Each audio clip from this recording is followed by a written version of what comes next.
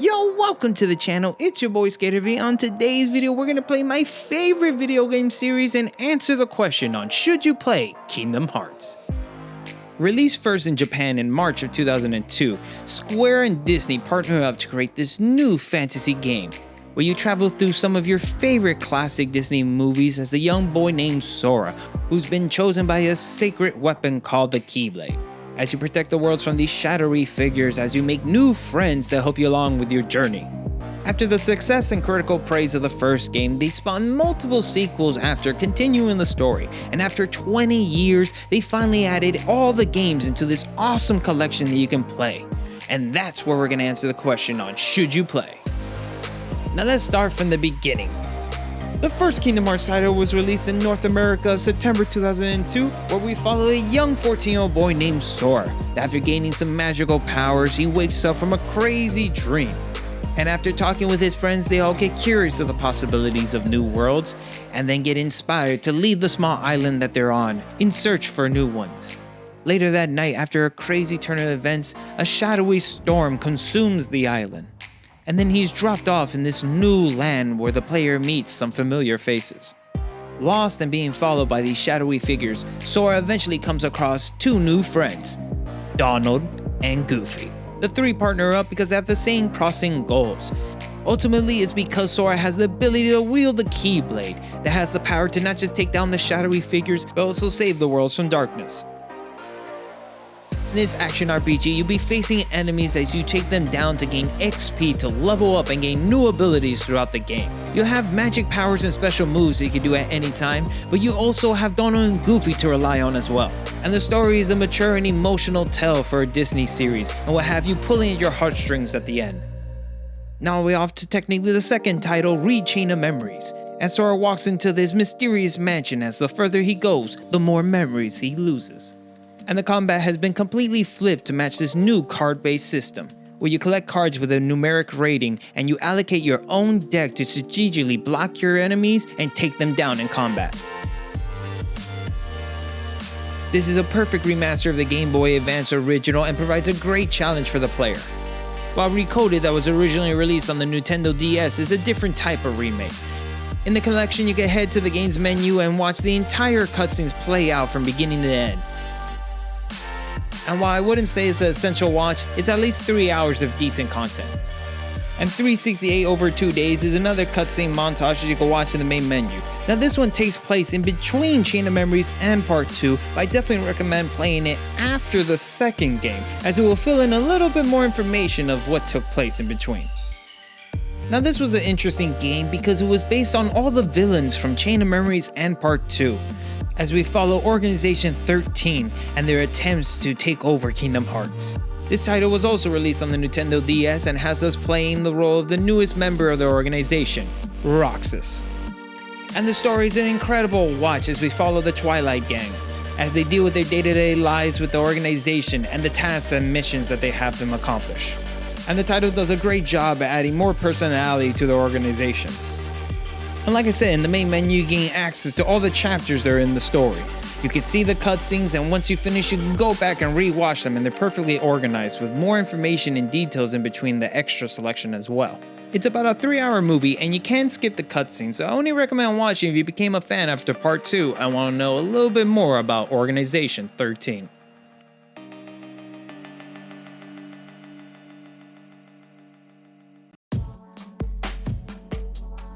After the cliffhanger ending, fans wanted to know what happened to Sora and wanted to play more as him.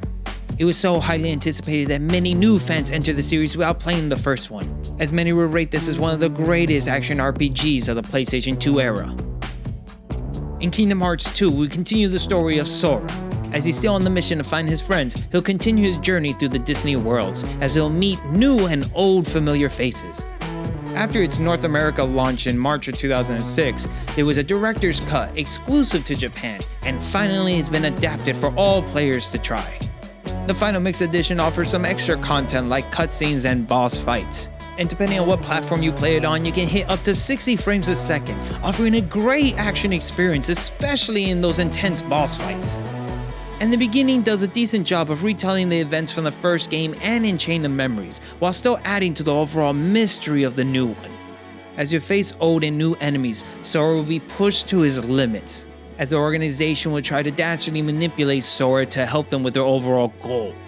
And while your mission is to take down the organization and stop the world from being taken over from darkness, Sora and the gang will always try to find a way to see the light, even in the darkest of places. And there's a greater set of Disney worlds to visit, with most of their original voice actors coming back to reprise their roles. And the combat system has evolved to be far more responsive and faster to adapt to the new enemies that you'll face. You still have the same magic powers with a few upgrades, but the animations for all of them have been enhanced. One of the new abilities that you'll have is these drive forms. They're different outfits that give you special abilities to use in combat that can be used almost like a super power-up. And while they all have their strengths and weaknesses, the more you use them, you'll gain abilities that you can then transfer to your regular Sora. And you can also summon different Disney characters to help you in combat as well. And what I love about this story is that it's a proper ending. It brings all the characters back and has a heartwarming ending cutscene to watch.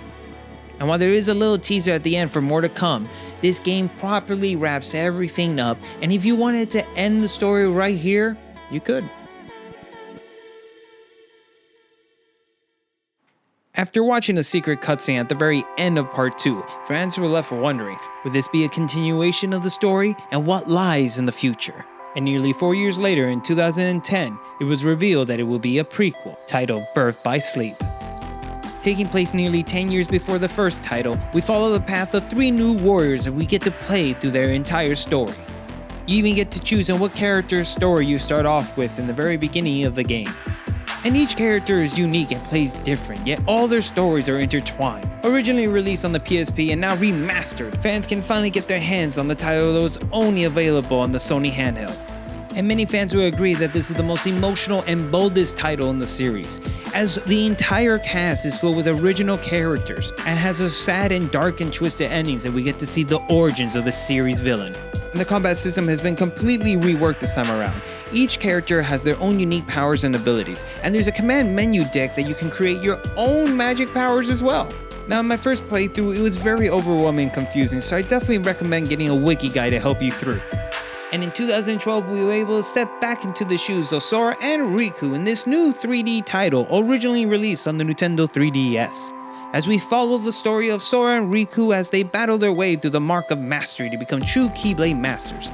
The combat system is similar to Birth by Sleep with some fine additions. We even got a sequel to the Wayfinder trio in this awesome short story of Aqua as she travels through the realms of darkness to find her missing friends and to see if they're still there. And while I wouldn't say it's an essential watch, it is a great play and tech demo of part 3 and provides a great planting seed for that game.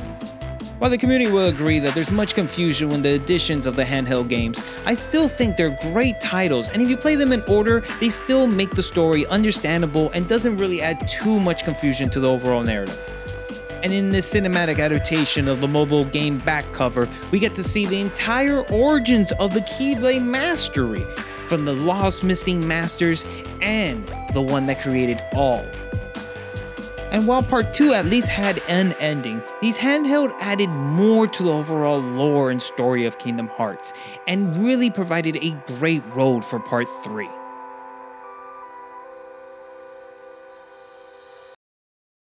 And we're finally here, the conclusion to this epic tale and the ending of the Darkseeker saga. With over 6 titles and multiple characters and storylines to follow, we were able finally to see who was pulling all the strings and if they all wrapped together. And while I won't spoil anything, this game did meet with a lot of critical mix. Now I think that has to do a lot with the time gap in between the games and the misconception of how convoluted the story can be. I think once you become a fan after the first or second game, all the side stories and sequels are really going to start to make sense because you're just going to really want more to the overall narrative.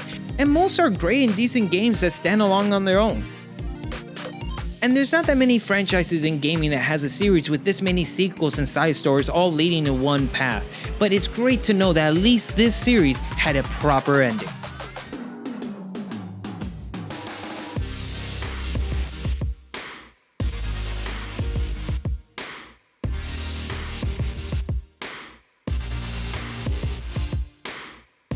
Honestly, part 3 is an emotional joyride, It's so amazing to see all the gangs come back in this new engine and art style, and seeing them reconnect is such a heartwarming moment. There's even an addition of DLC that was added after, with a whole new story mode, a bunch of quality of life options, and a whole new set of bosses to fight. This is the most experimental title in the franchise. And while the original ending was a shocking one, it is great to know that Square is willing to continue the story even after the Darkseeker saga. And no one saw this in their bingo card, as Kingdom Hearts 4 was finally revealed to the world, showing that they're willing to change art styles again and engine to improve the franchise and fully evolve it to today's standards. And honestly, I just can't wait to get back in those big yellow shoes! The Kingdom Hearts series is truly one of my favorite games and stories, hands down. And Part 2 is just the best in the entire franchise. And now to answer the question, should you play? And I say yes. It's a fun action RPG, and each sequel they try to truly change the entire combat system for the player.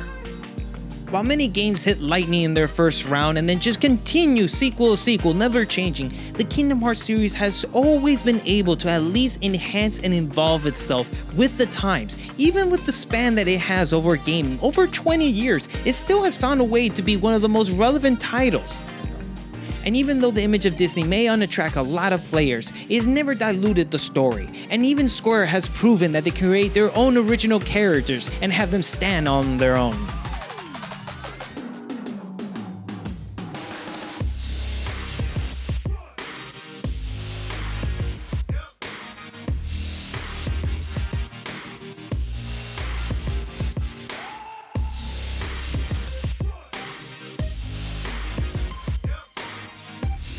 While there's not many series that have ever had this many titles, Kingdom Hearts has proven to be one of the greatest ones. Stretching this story over 6 games with multiple characters, a mix of Disney and Final Fantasy elements, it's almost impossible to imagine that this narrative could even work. And if this ends up being your first time playing, I really think you're gonna have a great time. This is such a fun action RPG. Is truly challenging and has some of the toughest bosses in gaming, and there's no way you're gonna leave unsatisfied, especially if you play in the harder difficulties if you see yourself as a seasoned veteran player. And there's so much content in each title, as they range from 20 to 40 hours of just narrative story, each with their own secret endings and boss fights for you to find and challenge. And there we have it. You think you're willing to give this series a try? It's the Dark Souls of Disney games, so you better learn how to get good fast. I love all the original characters, and the Disney elements that are tied in are such a great addition. And this is truly one of my favorite games, and I cannot wait for you to experience it, especially if it's your first time. 9 times Donald could have saved me, out of 10. Donald, I'm hurt and I need your help! That's not how magic works! I swear, why are you even in this group? Yo, thank you for clicking and watching the video. I really appreciate it. I try my best to see if I can tell the story of Kingdom Hearts to someone who's never played it without throwing so many names and jibber jabber everywhere. You will think telling these two people apart to someone will make sense, but it doesn't. That's more confusion than you think. And also, we're trying to hit our subscription goal of 1,000 subs by the end of the year. So please, tag along, hit the subscribe button, and like and share the video. Write down in the comments down below if you'd like to see me do a proper review for every single one of the games. I post every Monday and Friday, and you can catch me in my live streams on Twitch. Until the next one, I'll see ya. Peace!